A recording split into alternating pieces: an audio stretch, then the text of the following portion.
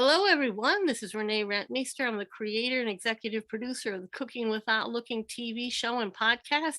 And today we have an extra special guest. You know why? Winona Brackett was on one of our first TV shows when we were in Palm Beach on the PBS station there. And she was only like 9 or 10 years old. And we have her back. Welcome back, Winona. Thank you. Thank you for having me. This is going to be so much fun. I really appreciate you inviting me back on the show. Of course, of course. Well, hey, tell us what you've been up to in these last how many years? Like 16 years? Something like that, yeah. Well, Yeah, tell so us a little bit about your life. And tell us about your blindness. okay. Well, I was born 16 weeks premature. I um I was born blind and I have always been able to use um adaptive alternative techniques to do everything a sighted person can do, but just in a different way.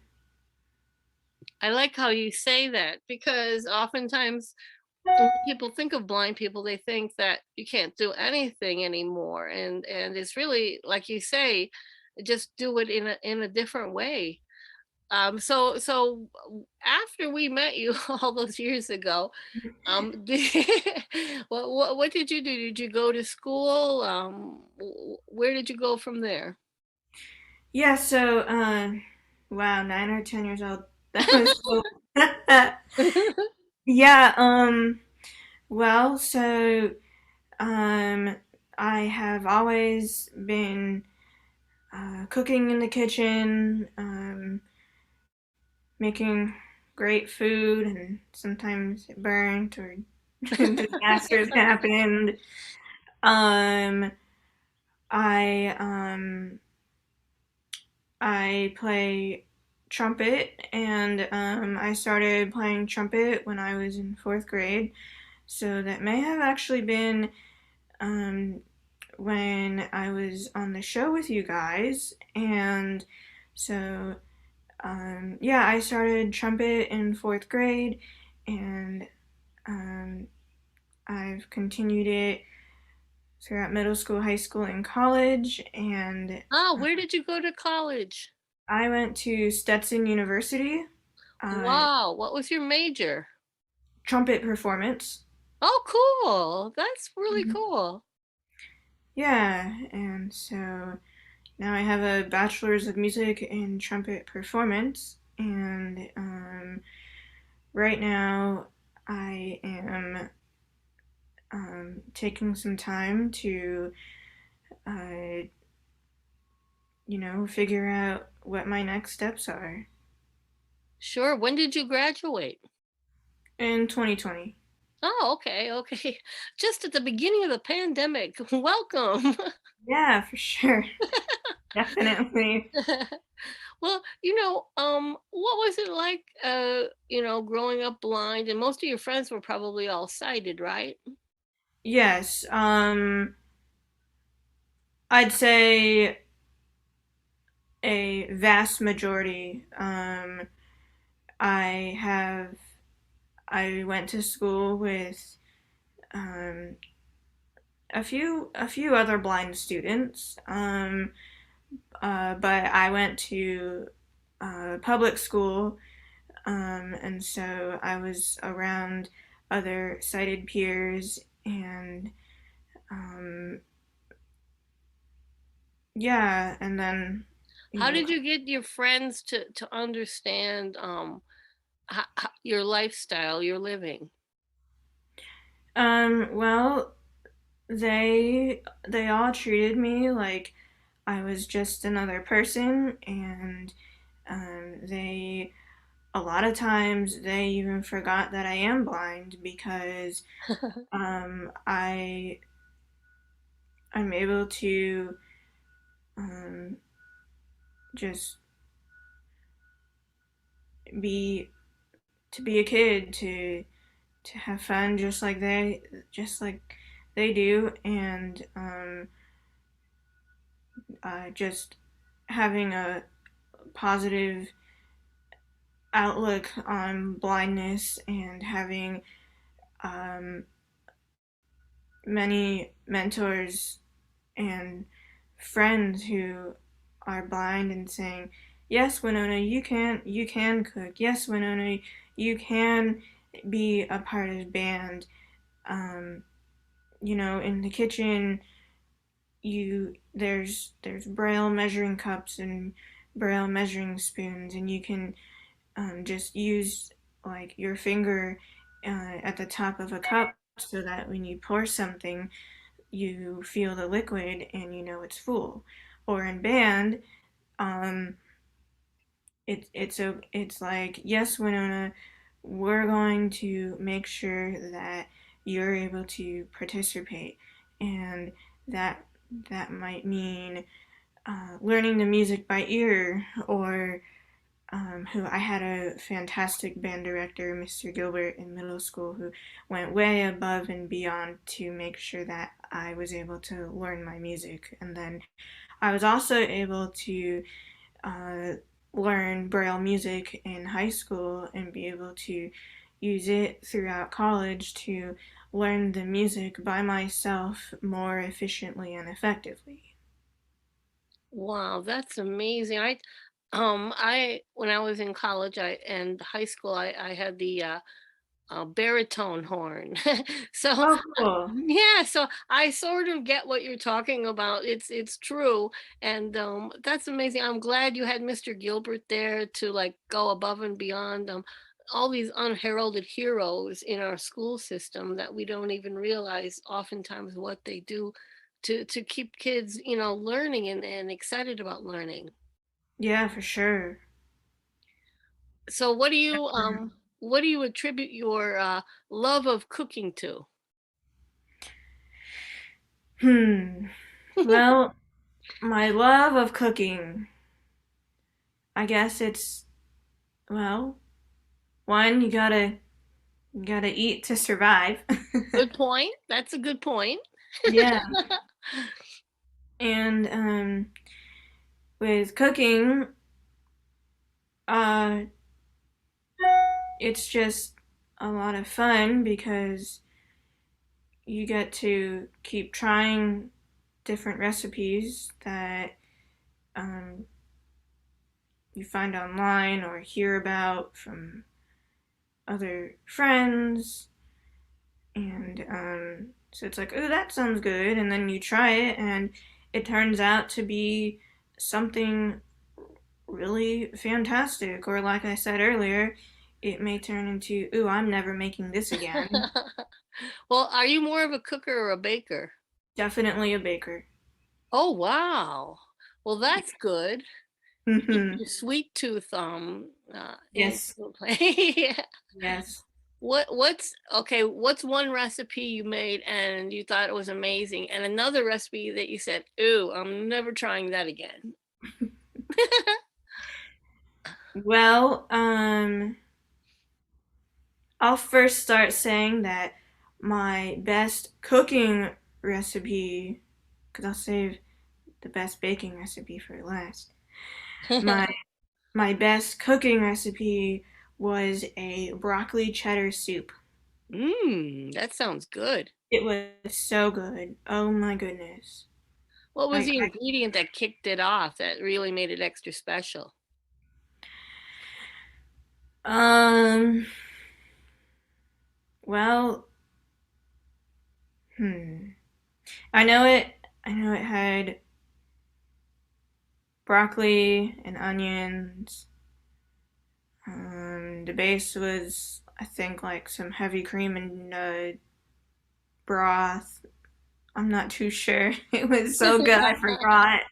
It does. It sounds good even with those ingredients. Just those, it sounds great. And then I put it in the instant pot and then used an immersion blender to make it all, well, combined and have a soupy texture. And use a ladle and put it in a bowl and enjoy it with some nice garlic bread. Oh yeah, that sounds great. What's one of your favorite tools in the kitchen? You mentioned the emergent blender. What are what's your favorite tool in the kitchen? Um, Man, I'm like an appliance queen. I have so many things. I like that. um, hmm. Well, probably the Instant Pot. Oh yeah, I've heard a lot about that, and honestly, I looked at the instructions and I put it down I because know it's very confusing. yeah, yeah. So how did you master that Instapot? Well, the Instant Pot has tactile buttons, um, and I sort of memorized like where the buttons that I want are, Uh-huh, uh-huh. That makes sense. and then I because it doesn't there's no speech function, but sometimes if I'm just want to double check or make sure, um, I use Ira. Have you heard of Ira? Yes, yes, I have. I have. Describe it for our audience. Yeah, so Ira is it's a visual interpreting service.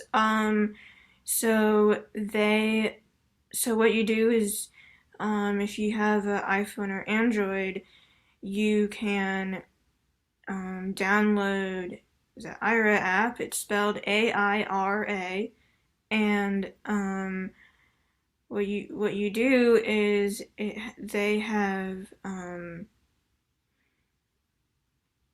paid minutes that you can buy, um, and then once you've purchased those minutes, once you've created an account and purchased whichever plan of minutes that you would like to have, then you can call them just by clicking the call button on the app, and then they'll be able to see what you're looking at through the camera on your phone. And so if I say, um, I am looking for the soup button, they would tell me the soup button is on the uh, left hand side and it's the third button from the top going down. And then when you push the button, they'll say whatever is displayed on the screen. And if you um, need help adjusting the time or anything like that on the Instant Pot per se, they'll be able to see the screen and tell you what they see on the screen in real time. That's so cool. Now, is there a fee for that? Do they charge a fee for that? Yes. So there are different plans that you can purchase. There's I don't remember the prices, but um, you can definitely check out their website for sure. Sure, sure. Now we've got the recipe that you loved the most when you tried it. What about the one that you said, "Oh no, never again"? Um, it was. I don't think it was the recipe. I think it was me. Well, that's So honest. the recipe probably is great, but I think my measurements were off that day, or I was too tired. I don't know. But it was some kind of like chicken garlic something, and it came out really dry, so that's a human error. Um, but I think it just wasn't what I was expecting it to be. Ah, I see. I But see. the roasted asparagus or roasted potatoes, whichever one I did, they turned out great. Oh, that's good. At least it wasn't for naught. You had something there that was good to eat. Yes, for sure, definitely. Well, tell us about your recipe. We're going to have it on our website. Your chocolate brownies. Tell us about those. Describe them for us. Yeah, so my favorite baking recipe, which I discovered around Christmas time, was uh, brownies. But they're not just from the box. I found the brownie recipe on the um, baking cocoa powder container because I was like, I have baking cocoa powder. Let's see if there's a recipe. And sure enough, there is a recipe on the baking cocoa powder container. For Well, those that of would make you, sense. yeah, for those of you who love brownies, the recipe is on the baking cocoa powder container. All right, so now that we have that established, um, yeah, so all you need is you need flour and well, the baking cocoa powder because you can't make brownies without that. And that's true. You need salt, um, baking powder, and you need sugar, butter, vanilla extract, eggs, I think, water, just like a tablespoon of water. Oh, wow. And then you can use nuts and powdered sugar if you would like. That's optional. And then you would mix the flour, baking cocoa powder, and salt in a bowl and set it aside. And then you would mix the sugar, butter, eggs, and water and vanilla extract in another bowl. And then you would slowly add the dry ingredients that are in the other bowl. You would slowly add those dry ingredients into the wet ingredients until you have the batter. And then, don't know if I said this already, but you would preheat the oven to 350 and spray a 9 by 13-inch pan or one of those square baking pans, which I don't really know the measurements of. I think they're usually Um, like 8 by 8 or something. okay, yeah, we'll go with that. That sounds good. We'll pull it in. Yeah, as long as it's like a square baking pan. It Right, just means right. that your brownies will be a little bit thicker. Sure, sure. And then so you spray the pan and then pour the mixture into the pan and smooth it out so that it's even with a spoon or a spatula. And then you put it in the oven for about 22 minutes and and then it should be finished and you can poke it with a fork or a knife and if it comes out clean then it's finished and then let it cool off for a little bit and then eat some nice warm brownies. Oh, that sounds great. That sounds wonderful. And do you leave it sit there like maybe 10 minutes or so before you cut into it? Yes. That way it has time to set and and then yeah, it has time to set and cuz otherwise if you cut in it right when it gets out of the oven, it will be too crumbly and Right. But you so can never really wreck a brownie, right? There's no such well thing as a bad brownie. that that's true. Yeah. Well, I want to ask you, Winona. Oftentimes I meet parents who, they have children who are blind, and sometimes what they worry about is how that blind child is going to grow up and how they're going to be successful and everything. What advice do you have for parents who may have just had a child who is blind? Hmm. I'm not pausing because I don't know. I'm pausing to think. That's okay. Or Um, people should pause to think in this world yeah. before they speak. That's no problem. I would say for parents who have a blind child, um,